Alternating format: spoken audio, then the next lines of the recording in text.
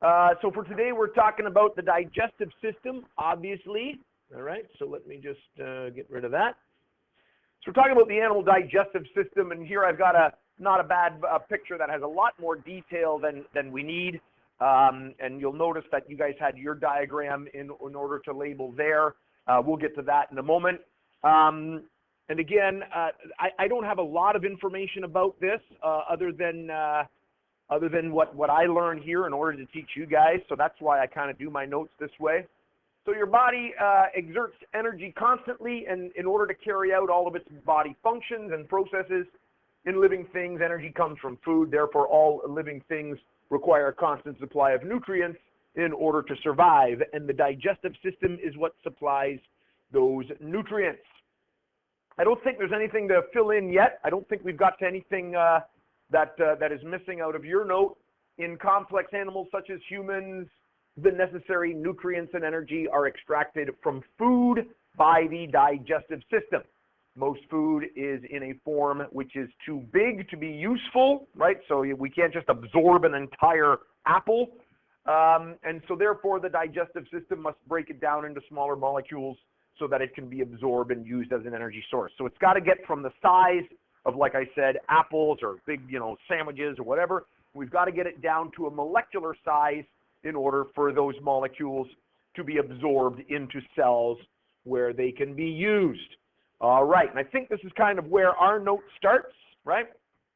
So what do we have here? We have what is called the digestive tract. Notice it's called a tract, and that's because it's open at both ends, at the top and at the bottom. The food goes in the one, goes in your mouth at the top, works its way through the entire path as a tract. So we've got the mouth right at the beginning, the esophagus, which is the food tube essentially. You essentially have two tubes. You've got the food tube, which is the esophagus. When we talk about the respiratory system, we'll talk about the air tube, which is called the trachea, and their openings are very close at the back of your throat there, which is sometimes why you sometimes get some food down in the air tube, and you gotta get that out and that type of thing. So the esophagus is the food tube. Down into the stomach, which is kind of like a storage device, which kind of keeps it there and starts the breakdown, eventually releasing it to the small intestines, and we'll talk about that in a moment, ultimately leading to the large intestines, and then in the end, it encounters the anus, one of the better lessons of this course, because I get to say anus, and I get to say it in a legitimate fashion because I'm the teacher, which is exciting. All right, and then obviously excrement there at the end. Accessory organs, the liver. I believe the liver produces something called bile, which allows the breakdown of fats in your system. The pancreas, I cannot remember the function of the pancreas. Did we read about it? Did you read about the pancreas? What does it do? Just various chemicals? All right, it's important. The gallbladder, I believe the gallbladder is where the bile is stored. Anyway, there's these little tiny pieces in the whole system which provide various chemicals to break down various things. Okay, so at this point, let's take a look at our diagram, and this is the diagram that you were using. I don't know, can you easily switch to the diagram? Can you easily make that switch? Like if I switch to here and I bring up the diagram, can you guys easily switch to the diagram? Is that something that can easily be done? Like get out of the one document and get into the other one? Okay, and let's fill this in here, and I'm hoping I can write on the board. A, well, that's the easy one. Who's got it? Mouth. The mouth is the beginning of this whole path. B, what do we got? Yep, the esophagus. Uh-oh. pH. A-G-U-S. Thank you. And C, what are we looking at there? C, yep. Stomach. I got this one. Stomach. See how I do that? Trick myself to spell it correctly. D, what do we got there? D. Okay. Small intestines. Small intestines. All right, and they're the pinky ones kind of snaking around there in the middle. And E. What is E? E. What do we got? Large intestines. Large intestines. All right? And they're the ones that kind of work their way around over the top, down the bottom, and then they end in, again, I get to say rectum and anus all in the same lesson. It's a good day. It's just a good day when you can do that. Okay, let's go back to our note, and we will come back and we will label the other one in a moment, which is the worm. We'll come back and label that. All right? So let's continue on and talk about how this kind of works. So I don't believe this is in your note. I'm not sure I don't believe this is part of it, but it's not a big deal. The digestive tract overview, basically it's a long tube with an opening at both ends made up of muscles in order to move things along, connective tissues that kind of keeps everything in place, lined with epithelial cells. Remember, epithelial cells were skin cells, but they were also interiors of other things that were kind of exposed to the outside, and our digestive tract is exposed to the outside. You probably don't think of it that way, but there's an opening at the top and there's an opening at the bottom, and therefore it is exposed to kind of environmental conditions by things we put in our mouth, and therefore we have to have epithelial or skin type cells in order to protect that. These epithelial cells, though, secrete mucus. Our skin does not secrete mucus, thank goodness, that'd be quite disgusting. But they secrete mucus to protect the digestive tract. The muscle and the mucus help the food move along. So it gets all slimy, and then the muscles push that along. Awesome. Okay, so this brings us to kind of the beginning of our note. And hopefully you were able to fill some of these in. The mouth begins to break down the food, and it does it in two ways. Mechanically, so I believe you've got a blank there. Mechanical digestion, which means the teeth, break it all up. The tongue helps out by kind of pushing it around. When you swallow, it lifts up in order to swallow. Chemically, chemicals called enzymes break large molecules into smaller molecules. All right? So already in your mouth, you start secreting something. You start to secrete that saliva even before you just have to think about food, and you can start secreting the saliva. And that saliva contains chemicals that breaks it down. The saliva is a mixture of water and mucus and enzymes, which helps process the food. Once broken up and softened, it is swallowed and passed down into the esophagus.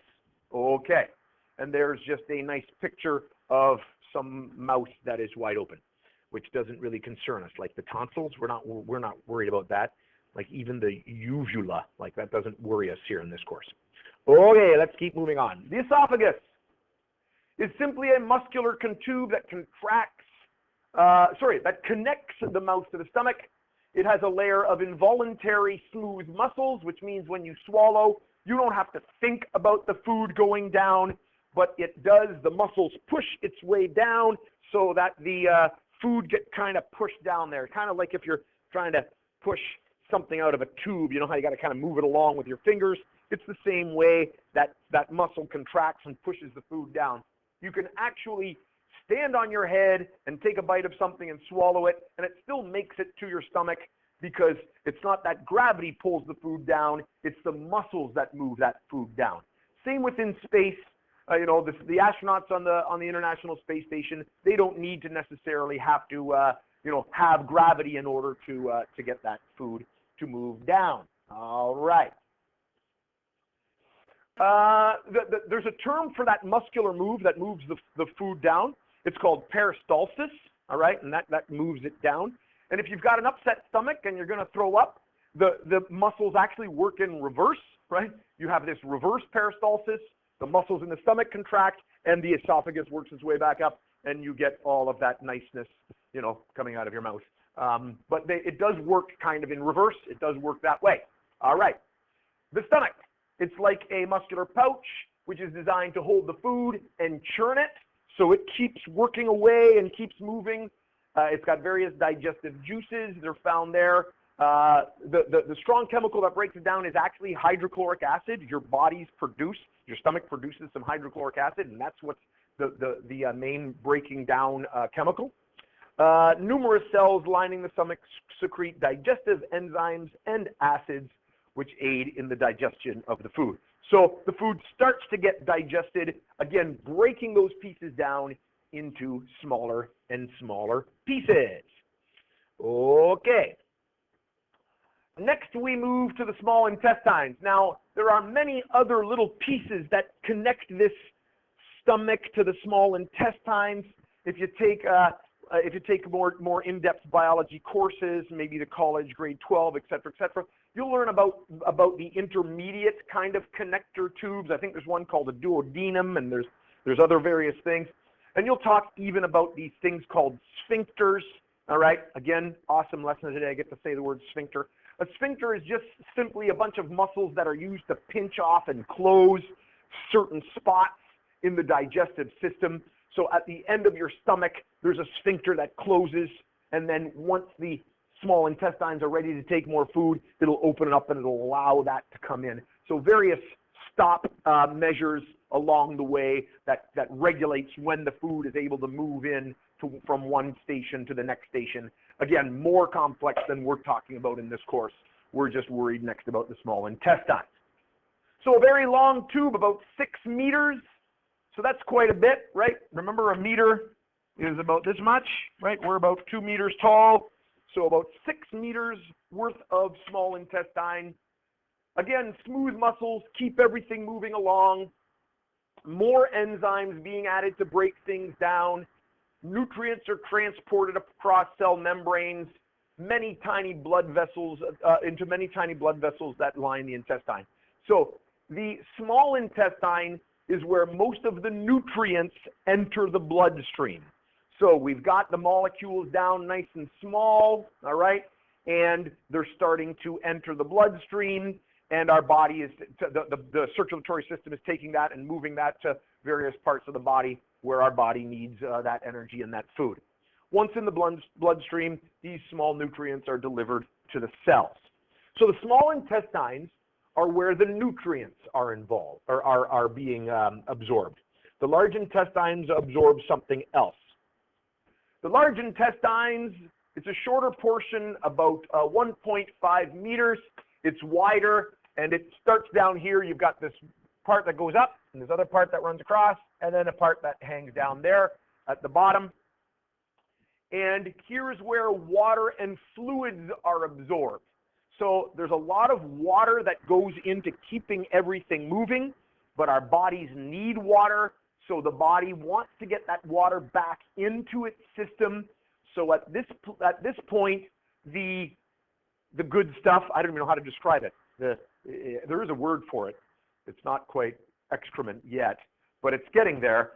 It's still quite liquidy, and at that point, it's absorbing all the water back into your body. So the water is going back into the bloodstream and then going back into where we need it. If you have diarrhea, then that function is malfunctioning at that time, which means the water isn't being removed. And so when you go to the bathroom, there's a lot of water involved, and that's because it hasn't been reabsorbed by the body. All right, that can be very dangerous to us. Living in a country like Canada, not a big deal. We keep drinking lots of water. We keep our fluids, keep replenishing our fluids. Hopefully that whatever is ailing us goes away, and we're back in business again. But in many third world countries where there's not a lot of water available, something as simple as diarrhea can be fatal to small children because they don't have access to that water to keep them hydrated. So it can be quite dangerous. But for us, it's not a big deal. We've got access to lots of water, and we can do that. So water and the fluids are absorbed. Again, notice it says as much as 10 liters a day. So again, imagine a kid who needs that, not having access to those 10 liters of water to get yourself kind of replenished. Finally, the waste is released from the anus. Exciting. Again, there's a sphincter muscle there at the end, which we keep nice and tightly closed until we, get to a place where it is acceptable to, to deal with that. No, nothing, no giggles at that. We're talking about pooping here, people. We're talking about pooping. And you guys are nobody's giggling it whatsoever. All right, that's fine. It's good. You guys are You guys are good scientists. You're all serious about it. Accessory organs, let's talk a little bit about that. So those are some organs, like it says, like I said, to provide some enzymes that break things down. The liver and the pancreas and the gallbladder all contribute to digestion of the food, adding digestive enzymes and fluids to the food along the way. One of these fluids is called bile, produced by the liver, and it helps break down fats. All right, so if you eat some chicken wings or something that are nice and fatty, that's what breaks that down. Okay.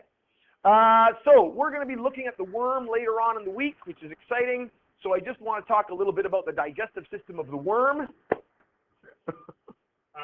Justin, Logan, Mitch, Tyson. That's exciting. Leave my devices there, gentlemen. If you want to get caught up on these labels, you can watch the video, etc., etc.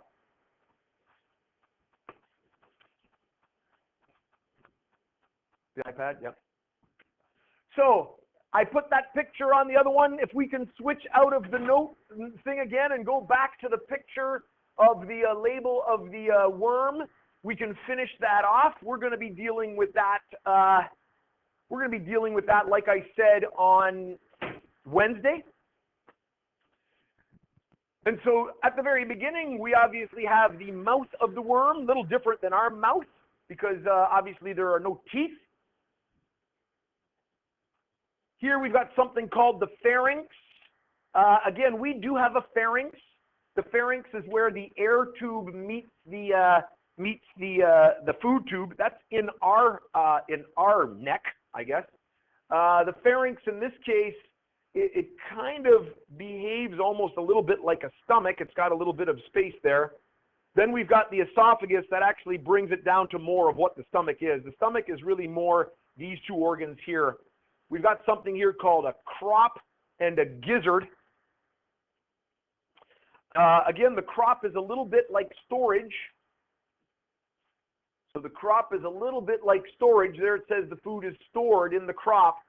But the gizzard, in the gizzard, there are little stones, and it almost acts like the teeth. All right, so in the gizzard, muscular contractions take place. So any food that's going through these stones grind that up. So it's like our stomach kind of, but it would be like as if we swallowed stones, and then the churning of our stomachs with the stones broke down the food. All right. I think birds also have a gizzard. Birds will also eat stones, same thing. Some food goes down there, that thing works away, and it grinds it up kind of like teeth. All right? And then it goes straight into their intestines, and I don't believe they have a small versus large intestine. There's basically just a single tube where we've got some absorption of the food taking place. All right? And like I said on Thursday, we will dissect that frog and hopefully, we will dissect the worm first, and hopefully we can spot some of these organs and maybe make some comparisons. All right. So you'll notice our digestive system is quite complex, but obviously we're eating a little more complex food than the worm is. The worm is working its way through the ground, grabbing up whatever is in the dirt, and if there's a little bit of organic matter in there, it's taking that in and it's absorbing that. All right? Did we get a chance to label that? We got a chance to label it? On the last page? Or what are we talking about? You don't have this one? Can you read it? It says anus. I get to say anus one more time. Thank you, Pat. It's legit. I get to use my potty mouth. All I want in this lesson. All right. Continuing on. All right. Let's fill in this kind of a flow chart to help us understand a little bit. So again, we're bouncing back and forth to documents, and you guys seem to be doing fairly well at it. At least I hope you are. Yeah, don't mind that. Don't mind them. All right. So digestive food, our digestive system, and you know what? I might be in trouble. What do we got here? We got saliva, right? The digestive system breaks down using, so here we got churning, using churning, and this is using saliva. So what are these two here? I think I got these two. If we're using churning, what has to be in this spot? Yep. Yeah, I would think the stomach.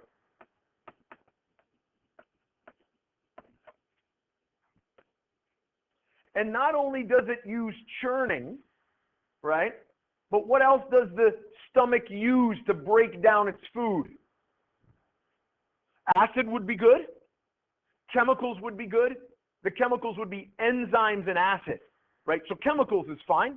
Chemicals is fine. I'm going to put here acid. It was given. It's good. I'm going to put enzymes, and chemicals. So the stomach uses chemicals and churning. What do we have here? What is going to use saliva? Yep, the mouth. Saliva and what else does the mouth use? Yep, teeth. So there's the mechanical breaking down. There's the chemical. Churning is the mechanical breaking down. Well, actually, the churning is more of a mixing thing, like a mixing bowl, and then the chemicals. So breaks down, the digestive system breaks down food? Is it that simple? Food in the mouth and in the stomach? I think it's just food.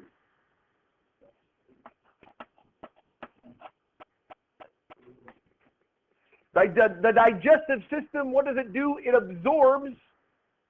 What does it absorb? Nutrients.